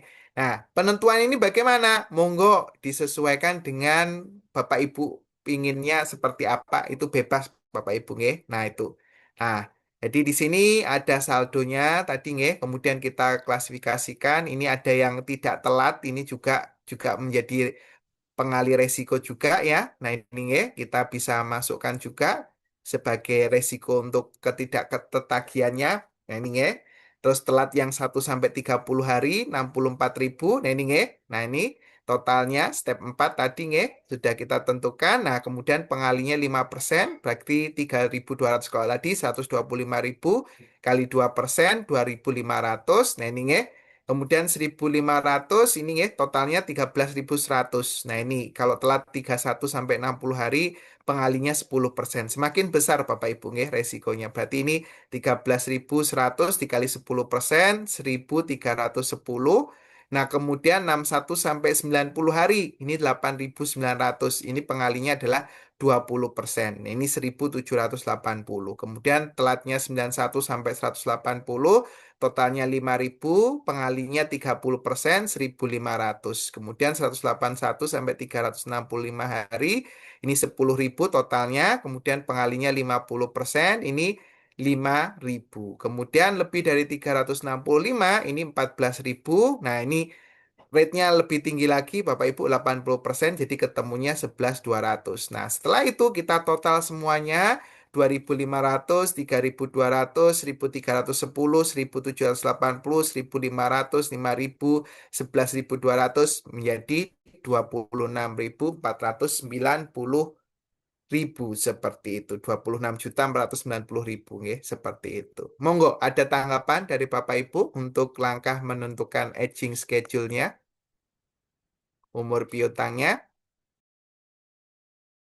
Sekali lagi ini bebas nggih Bapak Ibu. Bapak Ibu konservatif mau di 15-an hari boleh, monggo silakan. Mau 30 hari terus kemudian sampai 1 tahun nggih, 365 hari terus lebih. Nah, itu monggo silakan. Nah, ini nggih.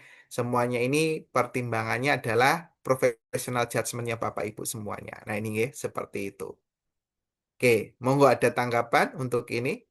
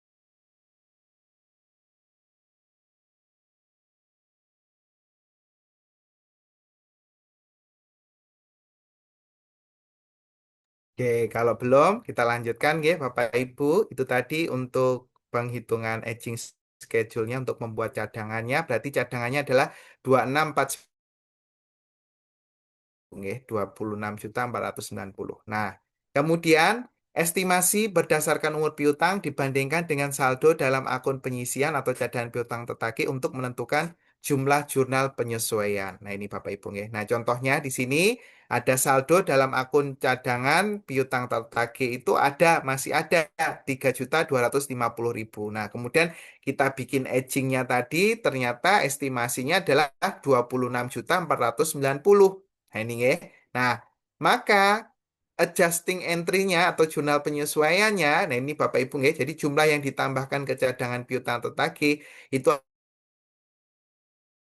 besar 23.240. Nah, ini ya 23.240.000 yang artinya 26.490 juta tadi dikurangi 3.250. Nah, maka jurnal penyesuaiannya adalah beban piutang tak tertagih pada cadangan piutang tak tertagih 23.240.000. Nah, itu ya Bapak Ibu ya. Jadi kalau di sebelumnya sudah ada nih saldonya yang belum dipakai untuk menjadi beban ya 3.250. Nah, kemudian dibuat edgingnya tadi ternyata estimasinya 26.490. Nah, maka yang dijadikan beban di periode itu hanya sebesar 26.490 dikurangkan 3.250 yaitu sebesar 23.240.000. Seperti itu Bapak Ibu. Monggo ada tanggapan.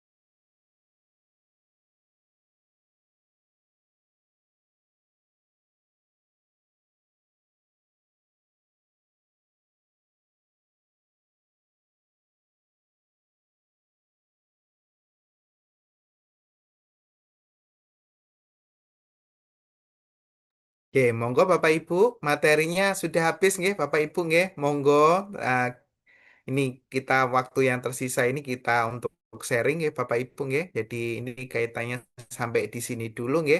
Tadi kita sudah bahas terkait dengan macam-macamnya tadi ya, piutang, kemudian resikonya juga. Nah ini ya, kalau Bapak Ibu ingin transfer resiko karena memang butuh uangnya cash, ini Bapak Ibu monggo silakan uh, bisa ke perusahaan anjak piutang ya untuk novasi ya istilahnya hukum ya novasi subjektif aktif. Nah ini ya mengganti istilahnya krediturnya Bapak Ibu ya kita mengalihkan resikonya tadi ya dengan anjak piutang. Nah ini ya. Nah itu bisa juga ya Bapak Ibu ya seperti itu. Nah ini ya tapi kalau Bapak Ibu ingin merawat utang piutangnya tadi ya, nah itu ada beberapa pilihan tadi ya. Nah itu tadi kaitannya dengan piutangnya tadi bisa langsung dibebankan kalau memang ada piutang tak tertagih atau metode penyisihan. Nah, ini Bapak Ibu nggih. Nah, penyisihan pun ada pilihannya nggih untuk menentukan cadangan, ada metode persentase penjualan, kemudian ada metode analisis metode ini tadi nggih kaitannya dengan ini nggih. Ini tadi nggih penyisian ini analisis metode piutang dengan edging schedule-nya tadi seperti itu. Nah ini nggih. Jadi monggo ini silakan waktu yang tersisa untuk mungkin diskusi nggih Bapak Ibu nggih. Silakan monggo Bapak Ibu. Materinya sudah habis nggih Bapak Ibu untuk yang apa? Bagian pertama piutang ini Bapak Ibu nggih. Nah, ini mungkin diskusi ini kaitannya dengan ini Bapak Ibu nggih sharing ini jenis piutang lainnya ini nggih. Boleh silakan atau yang lain boleh Bapak Ibu nggih. Mungkin sharing Bapak Ibu pernah ambil jambongnya. Nah ini nggih, jaminan bongkarnya untuk yang reklame, boleh Bapak Ibu nggih. Monggo, silakan. Waktu tersisa kita untuk sharing aja Bapak Ibu. Monggo, materinya sudah habis Bapak Ibu.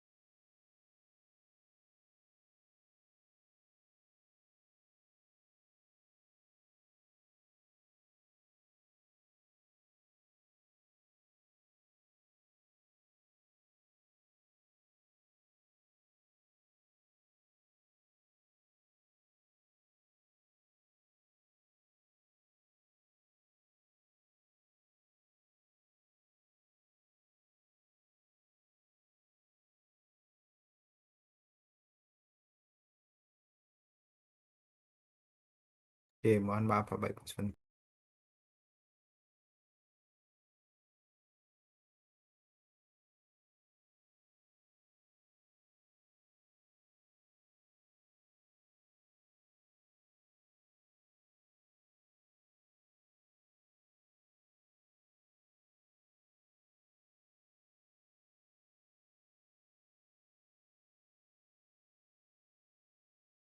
Monggo Bapak Ibu, terkait materi, kita mungkin bisa diskusi untuk berikutnya Bapak Ibu nggih.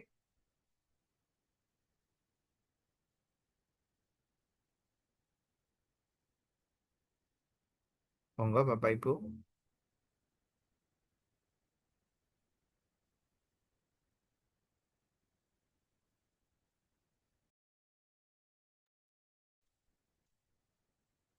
Nggih, monggo Bu Peggy, silakan. Ya, maaf Pak, mau tanya untuk yang anjak piutang ini tadi maksudnya gimana ya Pak? Jadi Oh, saya belum. nah, siap Ibu. Nggih, saya kembali ke anjak piutang nggih Bapak Ibu. Nggih, jadi ini Bapak Ibu, anjak piutang ini pilihan bagi Bapak Ibu yang butuh cash, ini Bapak Ibu nggih. Nah, ketika Bapak Ibu mentok ini butuh banget cash, nah piutangnya itu bisa dijual Bapak Ibu. Nah ini nggih, jadi perusahaan bisa menjual piutang mereka kepada perusahaan anjak piutang. Nah ini nggih, ini disebut anjak piutang nggih. Jadi pembeli piutangnya ini disebut perusahaan anjak piutang atau factoring. Nah ini nggih, perusahaan atau faktor nggih. Perusahaan ini terdaftar di OJK nggih Bapak Ibu nggih. Jadi kalau Bapak Ibu ingin tahu apa legalitas dari perusahaan anjak piutang ini, maka ini diawasi oleh OJK. Nah, kalau tidak diawasi OJK, Bapak Ibu ah, kalau memang percaya ya monggo Bapak Ibu nggih. Cuman untuk apa istilahnya legalitasnya itu diawasi oleh Otoritas Jasa Keuangan Bapak Ibu nggih. Nah, ini jadi contoh perusahaan anjak piutang ini ambilnya di Surabaya Bu. Saya ambilnya di Surabaya nggih Bapak Ibu nggih. Jadi mungkin di tempatnya Bapak Ibu mungkin dari luar Surabaya. Nah, ini boleh browsing aja Bapak Ibu nggih. Nah, ini ada beberapa di sini di Surabaya ada PT Satya Dika Bakti Finance ini di Samator Office Tower di Gedung Baru ini ya. Kemudian yang baru ini ada PT Sinhan Indo Finance ini di Grapena. Nah ini ya. Jadi itu kaitannya anjak piutang ini berarti kita serahkan kalau di istilah hukumnya namanya novasi ya Bapak Ibu. Kita melakukan pelimpahan ini ya hak penagihan gitu nggih kepada kreditur lain istilahnya novasi subjektif aktif. Nah ini nggih seperti itu nggih. Nah, di situ maka harapannya kita kan kalau kita mau mengajakkan piutang adalah kita ingin terima cash. Nah ini nggih. Jadi kita sangat butuh cash, kemudian di satu sisi kita punya piutang. Nah, kita bisa jual piutang kita seperti itu nggih. Nah, di situ maka piutang kita jual nggih. Nah, kita masukkan ke kredit nggih, debitnya kita pindah ke kredit. Nah, kemudian kita terima kas. Nah, cuman kasnya nggak terima utuh sebesar piutang yang kita serahkan nggih, Bapak Ibu, ada beban biaya faktoring. Nah, ini nggih. Jadi ada apa beban yang perlu kita tanggung ini ya, kita harus bayarkan ke perusahaan anjak piutang. Nah, kemudian di materi berikutnya, nah ini ya, faktor yang mempengaruhi besarnya biayanya tadi, yang pertama bisa kualitas kredit pelanggan. Nah ini ya, semakin kredibel pelanggan atau debiturnya, maka semakin rendah resikonya sehingga biayanya bisa lebih murah. Nah, kemudian volume piutang. Jadi kalau perusahaan mengalihkan piutang dalam jumlah besar, seringkali mendapatkan tarif khusus yang lebih kompetitif. Nah, jangka waktunya, biaya diskonto dihitung berdasarkan berapa lama dana tersebut digunakan sebelum tagihan dilunasi oleh pelanggan. Jadi kalau 30 hari itu lebih murah Bapak Ibu ya, semakin lama semakin tadi semakin mahal seperti itu ya. Dan jenis perjanjian ini ada dua macam Bapak Ibu, ada without recourse, ada with recourse. Kalau without recourse kita pasrah bongkoan istilahnya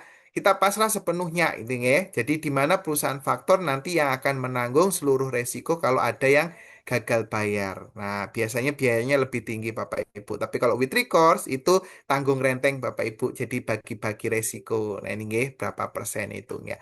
Dan semuanya ini nanti tergantung perikatannya Bapak Ibu. Jadi kontrak itu kalau di 1320 Burgerlewet Book intinya sepakat. Nah, ini nggih, maka akan menjadi undang-undang bagi para pihak. Seperti itu Bu Peggy. Monggo ada tanggapan untuk materi anjak piutang ini? Silakan.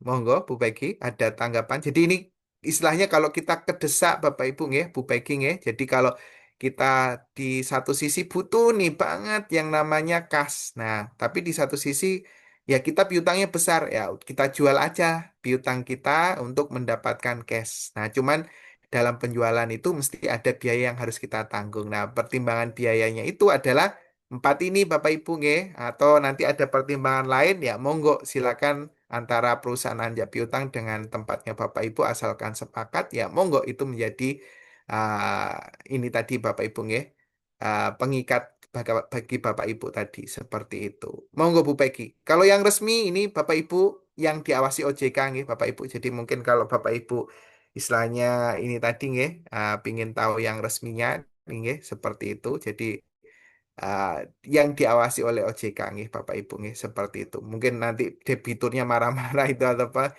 apakah ada resminya legalitasnya. Nah, ini untuk menguatkan. Nah, ini mungkin Bapak Ibu bisa milih yang terdaftar di OJK. Tadi contohnya ini yang di Surabaya nih Bapak Ibu. Nanti kalau yang lain boleh monggo disesuaikan dengan kondisinya Bapak Ibu di tempatnya masing-masing. Bisa googling aja Bapak Ibu nggih. Nah ini. Dan nanti monggo dicek apakah diawasi OJK seperti itu. Seperti itu Bu Peggy. Monggo ada tanggapan dari Bu Peggy. Ya, maaf Pak, ini masih ada yang bingung. Nggih, Jadi monggo misal Ibu. kita punya piutang, terus kita jual 10 Betul? juta misalnya. Nggih. Berarti kan, tapi kan ada biaya, berarti kan otomatis kita nggak nerima 10 juta ya Pak. Betul Ibu, betul. Nah, piutang yang kita jual ke perusahaan ini nanti kalau misal customernya kita itu ada bayar ke siapa? Ke kita Ke atau gimana perusahaan, Pak? kalau sudah dipindahkan berarti ke perusahaan anjak piutangnya Ibu. Ke perusahaan yang sudah kita jual piutangnya tadi. Itu berarti customer langsung bayar ke perusahaan itu atau ke Ya, kita ke dulu atau perusahaan gimana? itu. Ke perusahaan itu Ibu. Langsung berarti ya. Ya, betul Ibu. Oh gitu. Jadi kita nggak repot-repot nagih gitu Ibu. Jadi kita ngalihkan sudah ada yang bertugas menagih seperti itu Bu Peggy. Kalau ibu muanya keberatan untuk nagih gitu ya, kita serahkan ke pihak lain untuk menagih, kita jual lah istilahnya piutangnya itu ya, walaupun ada biayanya, tapi kita sudah nggak ada nagih-nagih seperti itu. Oke Pak, makasih. Oke, terima kasih Bu Peggy. Nah ini ya. Jadi monggo nggih Bapak Ibu kalau Bapak Ibu mungkin personilnya terbatas gitu nggih. Nagi kan juga butuh ini tenaga juga Bapak Ibu nggih, waktunya juga terbuang ya Bapak Ibu. Kalau memang Bapak Ibu istilahnya ya sudahlah kita serahkan ke ini perusahaan nanjak piutang aja, kita terima bersihnya netnya jadi berapa monggo seperti itu nggih. Nah itu nggih. Nah, itu kaitannya dengan terus bayarnya gimana? Ya via perusahaannya tadi nggih, istilahnya kalau di istilah hukumnya sudah novasi nggih, ada peralihan apa istilahnya kreditur baru. Nah, seperti itu ya kita alihkan itu nggih. Nah, subjektif aktif nggih istilahnya, krediturnya yang ganti. Kalau subjektif pasif kan debiturnya yang ganti. Mungkin Kak ahli warisnya seperti itu nggih Bapak Ibu. Nah, itu nggih. Jadi ya itu tadi ini kaitannya pilihan Bapak Ibu nggih. Jadi kalau Bapak Ibu terdesak butuh kas ini nggih, tapi piutangnya Bapak Ibu ada nih. Nah, ini bisa dijual ini nggih, seperti itu nggih. Piutangnya bisa kita alihkan istilahnya akadnya wakalah nggih. Kita apa pindahkan seperti itu nggih. Nah, itu ke perusahaan anjak piutang ini. Nah, walaupun ada bebannya enggak masalah nggih, tapi kan kita enggak rugi istilahnya eh, tenaga waktu kita sudah bebas, kita sudah terima uangnya, gitu. Kita bebankan biaya faktoringnya itu sudah selesai Bapak Ibu. Boleh jadi beban kok. Nah, itu nggih. Seperti itu. Monggo, ada tanggapan untuk anjak piutang ini, Bapak Ibu. Mungkin perusahaannya jarang-jarang ya, Bapak Ibu nggih. Termasuk Sinhan ini termasuk baru nggih, Bapak Ibu 2024 baru ada nggih di Surabaya, ini cabangnya Surabaya. Kalau di Jakarta mungkin banyak nggih, Bapak Ibu nggih, seperti itu. Jadi tidak setiap daerah ada nggih. Nanti monggo browsing aja Bapak Ibu nggih kaitannya dengan perusahaan anjak piutang ini nggih. Ini saya tidak promo nggih. Saya tidak di ada ini nggih kaitannya dengan perusahaan-perusahaan. Ini hanya contoh saja Bapak Ibu nggih. Kalau mungkin nanti Bapak Ibu boleh browsing googling aja seperti itu nggih Bapak Ibu nggih. Untuk memberikan lebih jelasnya tadi di tempatnya Bapak Ibu. Nah ini nggih. Ini saya tidak dibayar nggih, tidak dipromo dari PT Setia dan PT Sinhan tidak di endorse nggih Bapak Ibu nggih. Cuman ini hanya untuk contoh saja Bapak Ibu yang resmi gitu Bapak Ibu nggih. Jadi mungkin debiturnya Bapak Ibu kalau nggak resmi kan biasanya khawatir nggih.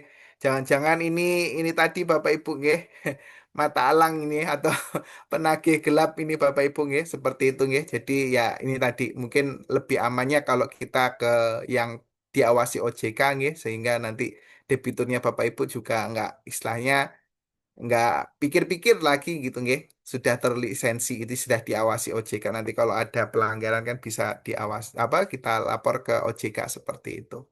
Oke, monggo Bapak Ibu ada tanggapan silakan.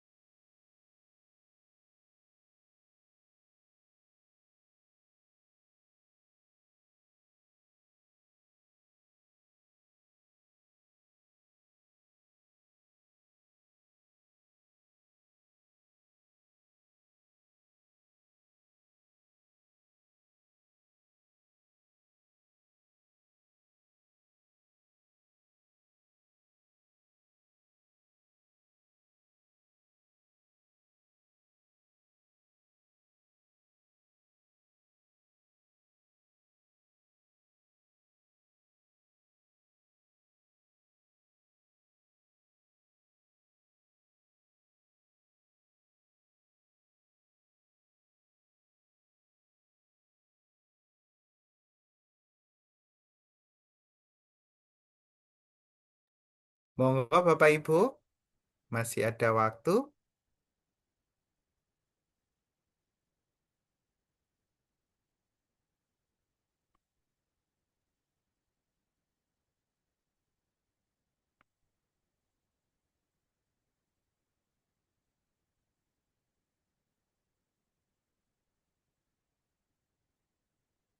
Silakan Bapak Ibu monggo.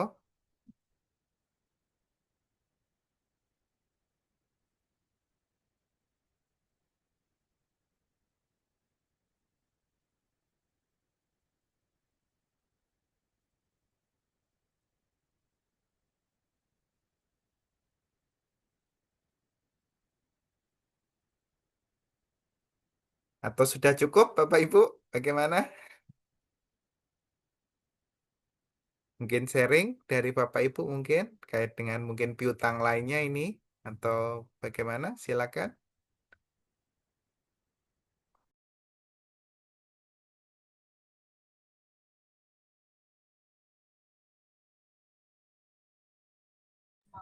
Cukup jelas, Pak.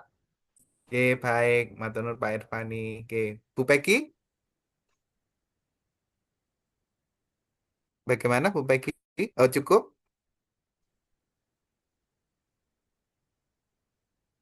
Untuk yang maksudnya piutang pajak ini gimana, Pak?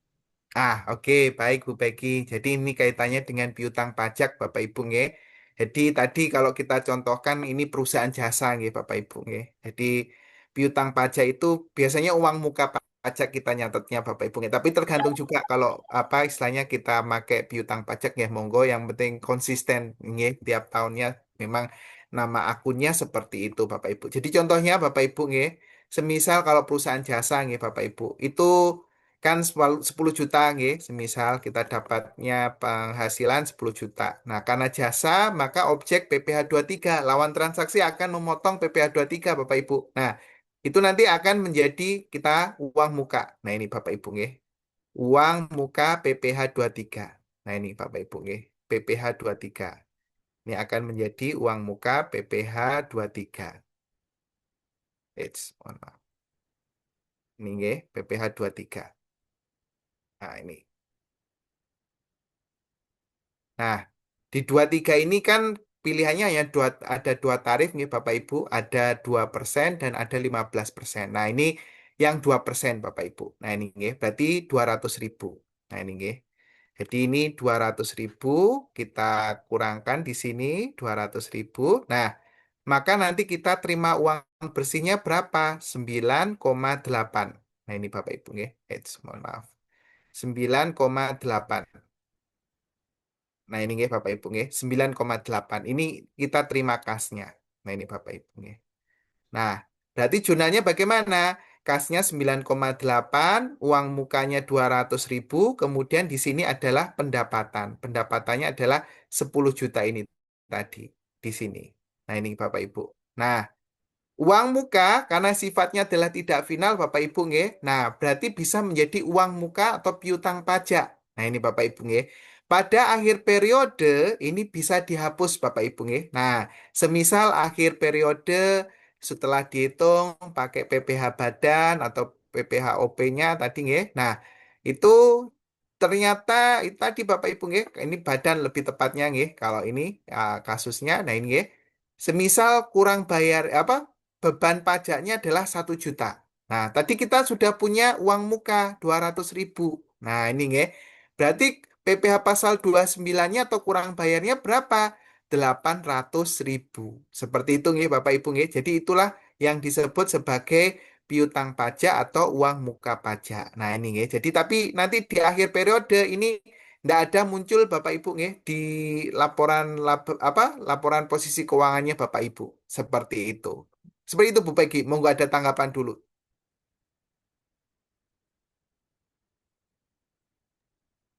Sudah cukup, Pak. Terima kasih. Oke, terima kasih kembali Ibu. Seperti itu nggih, Bapak Ibu, itu kaitannya dengan uang muka. Nah, ini nggih. Nah, itu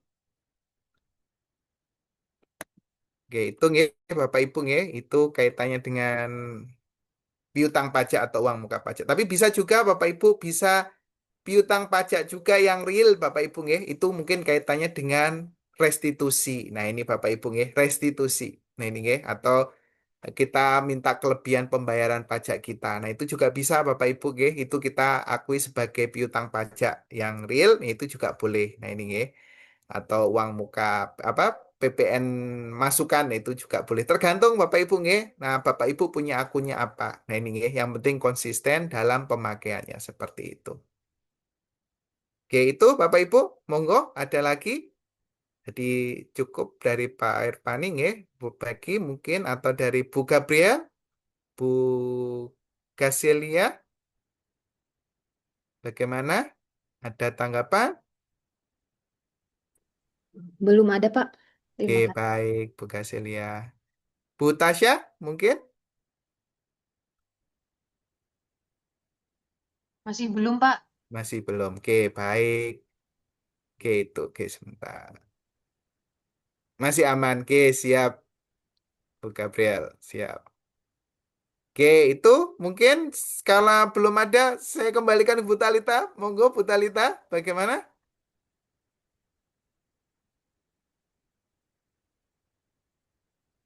Masih belum.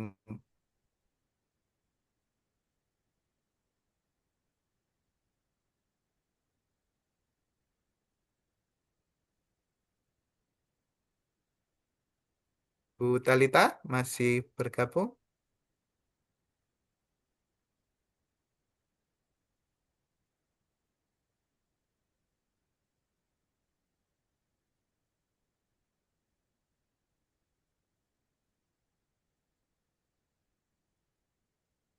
Bu Talita?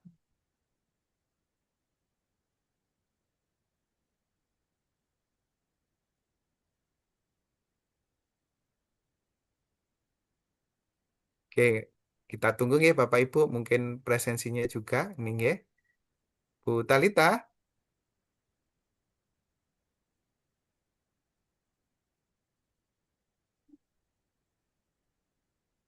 Oke, mungkin kita tunggu aja Bapak Ibu.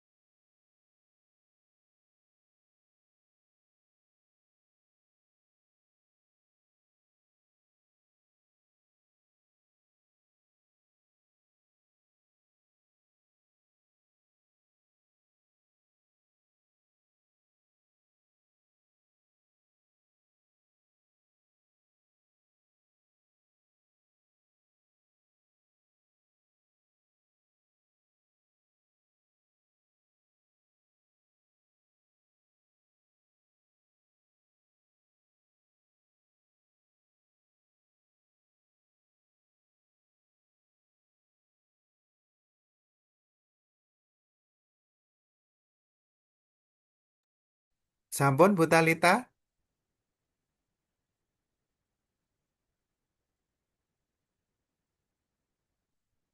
Baik, Bapak mungkin ada yang ingin didiskusikan dengan Bapak Ibu atau sudah nih Bapak?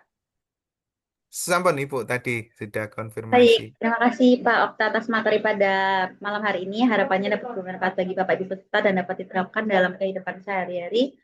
Nanti untuk absensi akan saya bagikan melalui chat Zoom sih Bapak Ibu karena ada error tadi di Gmail-nya sehingga saya tidak bisa mengirim pada malam hari ini. Nanti akan saya share melalui grup.